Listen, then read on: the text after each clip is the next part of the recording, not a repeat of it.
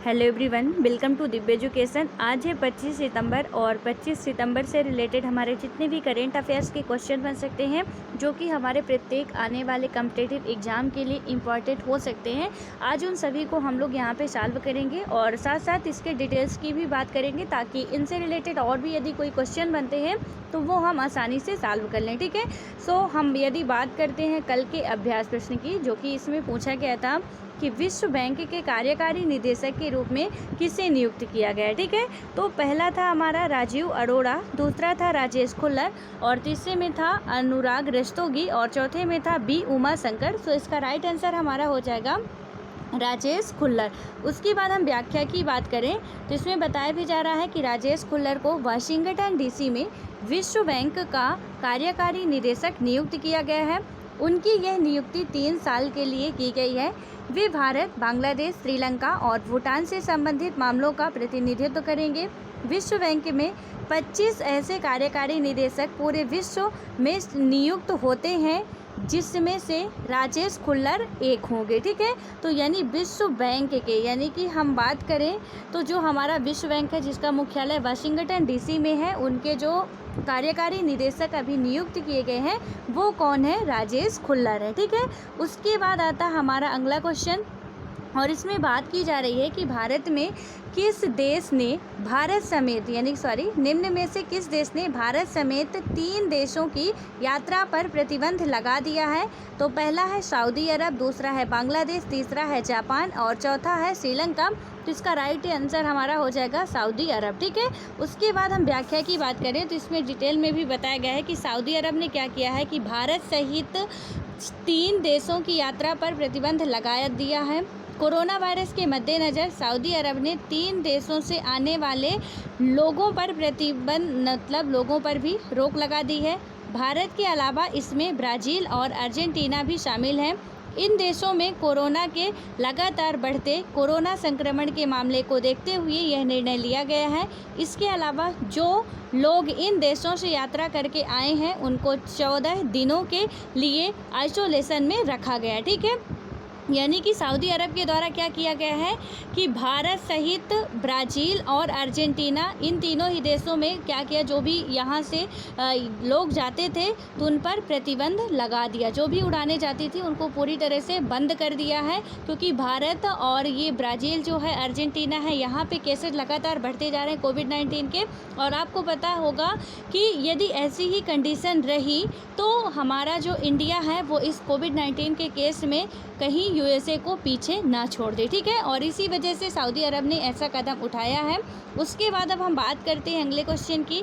यहाँ पे हमारा अगला क्वेश्चन है कि हाल ही में किस रेल राज्य मंत्री का 65 वर्ष की उम्र में निधन हो गया है और वो किस कारण हुआ है? कोरोना वायरस के कारण हुआ। ठीक है, तो यहाँ पे पहला है हरदीप सिंह पुरी, दूसरा है राजीव गौबा और तीसरा है राजेश अंगड़ी और चौथा है मनोज सिन्हा। तो इसका राइट आंसर हमारा हो जाएगा सुरेश अंगड़ी। उसके बाद हम व्याख्या की बात करें तो इसमें बताया गया है कि रेल राज्य मंत्री सुरेश अंगड़ी का कोरोना महामारी की वजह से निधन हो गया है। कोरोना संक्रमण से जान गंवाने वाले वह पहले केंद्रीय मंत्री हैं। सुरेश अंगड़ी 65 वर्ष के थे। सुरेश अंगड़ी कोरोना वायरस की वजह से मरने वाले कर्नाटक के दूसरे सांसद हैं। इससे पहले अशोक गस्ती को पिछले दिनों कोरोना के वजह से, यानी कि कोरोना के कारण ही मौत हो गई थी। वे राज्यसभा के सांसद थे।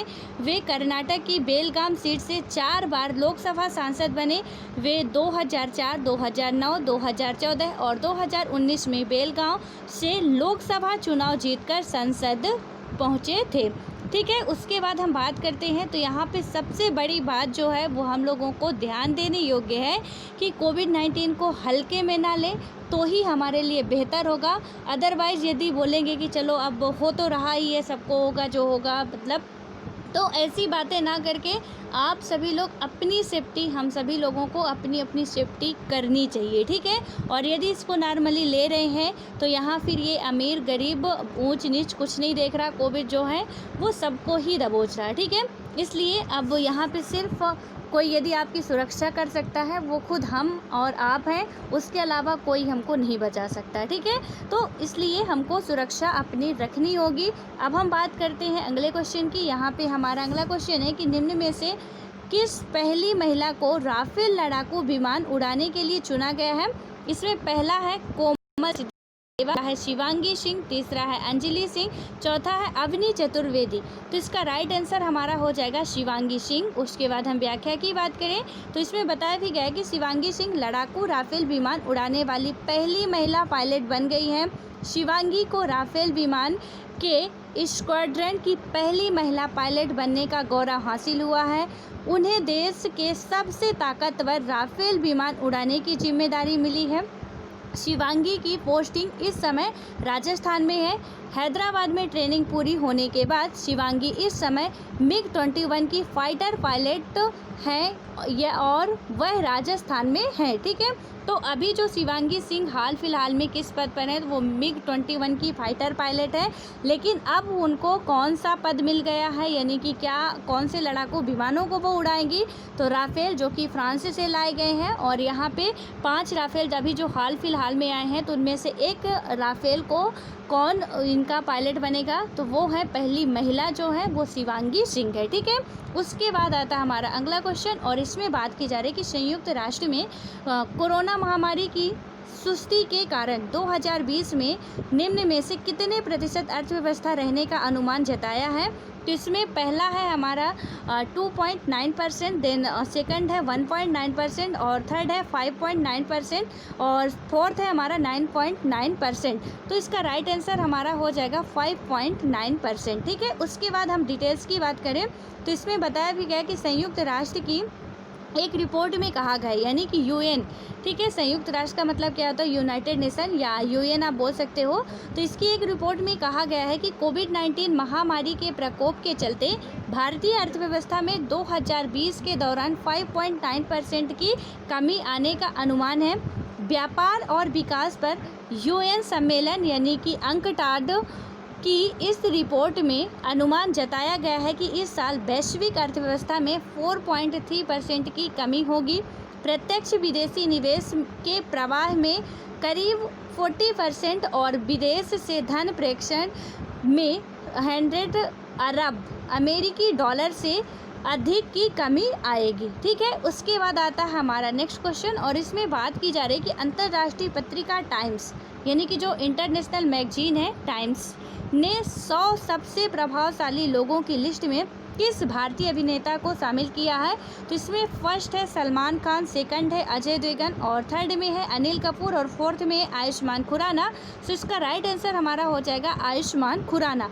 उसके बाद हम डिटेल्स की बात करते हैं तो इसमें सीधे तौर पे बताया गया है कि दुनिया की सबसे बड़ी राजनीतिक पत्रिका टाइम ने अपनी 100 सबसे प्रभावशाली लोगों की लिस्ट रिलीज की है। इसमें भारत के 5 बड़े नाम शामिल किए गए हैं। लिस्ट में इस बार प्रधानमंत्री नरेंद्र मोदी का भी नाम है।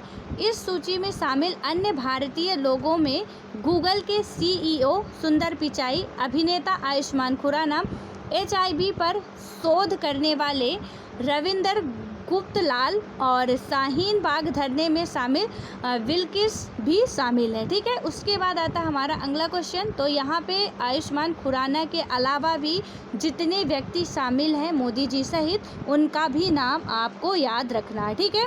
तो हो सकता है कि आयुष्मान खुराना की जगह किसी अभिनेता का नाम पूछ ले या किसी कंपनी के CEO का, तो कैसे भी क्वेश्चन बन सकता है। इसलिए आपको याद रखना है कि गूगल के जो CEO हैं सुंदर पिचाई, उनका भी इसमें नाम है, मोदी जी का भी इसमें नाम है, या चाहे HIV के जो शोधकर्ता हैं उनका भी इसका नाम है, और जो शाहीन बाग धरने में शामिल थे उनका भी इसमें नाम है, ठीक है। उसके बाद हमारा नेक्स्ट क्वेश्चन आता है और इसमें बात की जाती है कि भारतीय रेलवे ने कब तक बड़ी लाइनों के 100% विद्युतीकरण का लक्ष्य निर्धारित किया है। इसमें पहला 2030, दूसरा 2023, तीसरा 2040 और चौथा 2050। तो इसका राइट आंसर हमारा हो जाएगा 2023। उसके बाद हम व्याख्या की बात करते हैं तो इसमें बताया भी गया है कि भारतीय रेल की बड़ी लाइनों के मार्गों को वर्ष 2023 तक 100% विद्युतीकृत किए जाने की योजना है। इस वर्ष 1 अप्रैल तक कुल 63,631 किलोमीटर रेल मार्गों में से लगभग 63% बड़ी लाइनों का विद्युतीकरण किया जा चुका है। रेल मंत्री ने बताया कि देश में 23,765 किलोमीटर रेल लाइनों का विद्युतीकरण होना बाकी है। भारतीय रेलवे का लक्ष्य दिसंबर 2023 तक 100% यहाँ पे विद्युतीकरण और 2030 तक शून्य उत्सर्जक बनने का है। ठीक है, यानी कि शून्य उत्सर्जक मतलब कार्बन उत्सर्जक। इसके साथ ही रेलवे स्वच्छ ऊर्जा पर भी अपना फोकस बढ़ा रही है, जिसमें सिग्नल रेलवे स्टेशन पर सौर ऊर्जा का इस्तेमाल बढ़ाने की योजना पर काम किया जा रहा है। ठीक है, और ये सब इसलिए किया जा रहा है ताकि जो कार्बन का ज़्यादा से ज़्यादा उत्सर्जन हो रहा है उसको बंद किया जा सके, वायु प्रदूषण जिससे फैल रहा है वो बंद हो सके, हमारे इन्वायरमेंट को इससे नुकसान नहीं होगा, इसीलिए ये सारे कदम उठाए जा रहे हैं। ठीक है, उसके बाद हमारा आता है अगला क्वेश्चन और इसमें बात की जा रही है कि किस राज्य में देश के पहले चिकित्सा उपकरण पार्क यानी कि मेडिकल डिवाइसेस पार्क का शिलान्यास किया गया है। तो इसमें पहला है बिहार, दूसरा पंजाब, तीसरा झारखंड और चौथा है केरल। तो इसका राइट आंसर हमारा हो जाएगा केरल। उसके बाद हम व्याख्या की बात करें तो इसमें डिटेल में बताया गया है कि केरल में देश के पहले चिकित्सा उपकरण पार्क का शिलान्यास किया गया। इस पार्क का जो उद्देश्य मेन रूप से वो क्या है, चिकित्सीय उपकरण उद्योगों को अनुसंधान एवं विकास, परीक्षण एवं मूल्यांकन जैसी सेवाओं की एक पूर्ण श्रृंखला उपलब्ध कराना है। भारत सरकार के विज्ञान एवं प्रौद्योगिकी यानी कि साइंस एंड टेक्नोलॉजी डिपार्टमेंट के श्री चित्रा तिरुनाल चिकित्सा विज्ञान एवं प्रौद्योगिकी संस्थान और केरल सरकार की औद्योगिक एवं निवेश संवर्धन एजेंसी केरल राज्य औद्योगिक विकास लिमिटेड की संयुक्त पहल के आधार पर चिकित्सीय उपकरण पार्क को केरल के तिरुवनंतपुरम जिले के थोनक्कल स्थित लाइफ साइंस पार्क में स्थापित किया जाएगा। ठीक है, उसके बाद हमारा आता है अगला क्वेश्चन और इसमें बात की जा रही है कि हाल ही में किस मशहूर शेफ ने किचनेस ऑफ ग्रेटिट्यूड टाइटल पुस्तक लिखी है। तो इसमें हमारा पहला है विकास खन्ना, दूसरा है राकेश सेठी, तीसरा है संजीव कुमार और चौथा है जसपाल इंदर सिंह कालरा। तो इसका राइट आंसर हमारा हो जाएगा विकास खन्ना। उसके बाद हम बात करें व्याख्या की तो बताया गया कि मशहूर शेफ विकास खन्ना ने किचनेस ऑफ ग्रेटिट्यूड टाइटल पुस्तक लिखी है। इसका मतलब कि इसमें उन्होंने अपनी खाने खिलौने की पहल फीड इंडिया के बारे में लिखा है। फीड इंडिया पहले दुनिया के सबसे बड़े फूड ड्राइव में से एक है, जो भूखे लोगों, यहाँ पे भूखे होगा, ठीक है, तो जो भूखे लोगों को भोजन परोसने की एक पहल है। यह पुस्तक 2021 में जारी की जाएगी। साथ ही उन्हें इस पहल के लिए अक्टूबर 2020 में एशिया गेम चेंजर अवार्ड से भी सम्मानित किया जाएगा। ठीक है, तो ये बात भी आपको याद रखनी है। देन उसके बाद हमारा अगला क्वेश्चन है और इसमें बात की जा रही है कि विश्व समुद्री दिवस 2020 की थीम क्या है, यानी कि जो वर्ल्ड मैरीटाइम डे मनाया गया उसकी अभी की प्रेजेंट टाइम की थीम क्या है या विषय क्या है। तो इसमें पहला है हमारा समुद्री समुदाय में महिलाओं को सशक्त बनाना, दूसरा है सतत गृह के लिए सतत शिपिंग, तीसरा है हमारा जहाज़ों, बंदरगाहों एवं लोगों को जोड़ना और चौथा है हमारा समुद्री सुरक्षा तथा समुद्री वातावरण की सुरक्षा। तो इसका राइट आंसर हमारा हो जाएगा सतत गृह के लिए सतत शिपिंग। ठीक है, उसके बाद हम बात करते हैं व्याख्या की, जिसमें बताया गया कि विश्व समुद्री दिवस प्रतिवर्ष सितंबर के अंतिम बृहस्पतिवार को मनाया जाता है। इस दिवस के द्वारा शिपिंग की बात करें यदि हम, तो शिपिंग द्वारा यहाँ पे बात की गई है कि शिपिंग सुरक्षा के महत्व, समुद्री सुरक्षा तथा समुद्री वातावरण की सुरक्षा एवं समुद्री उद्योग पर जोर डाला जाता है। विश्व समुद्री दिवस साल 1958 में अंतर्राष्ट्रीय समुद्री संगठन यानी कि IMO सम्मेलन के अनुकूल की तिथि चिन्हित करता है। पहली बार इस दिवस को साल 1978 में मनाया गया था। संयुक्त राष्ट्र व्यापार एवं विकास सम्मेलन के मुताबिक दुनिया भर में करीब 80% व्यापार समुद्री मार्ग द्वारा होता है। ठीक है, यानी कि पूरे वर्ल्ड में यदि व्यापार कहीं से होता है तो आपको पता होगा कि समुद्री मार्ग से ही ज़्यादातर व्यापार होते हैं। जो भी आयात निर्यात किया जाता है, ठीक है, वो समुद्री मार्ग के द्वारा ही जाते हैं, क्योंकि यदि हमको अमेरिका से कोई चीज़ मंगानी है तो उसके लिए यहाँ से हम ट्रेन या प्लेन से नहीं ले जा सकते हैं, ठीक है। तो इसलिए ये मार्ग अपनाया जाता है और इसीलिए इसका ये दिवस मनाया गया था। और इसकी जो मेन थीम थी वो हमसे पूछा जा रहा है, तो सतत गृह के लिए सतत शिपिंग है। उसके बाद हमारा आता है नेक्स्ट क्वेश्चन, जो कि लास्ट क्वेश्चन है।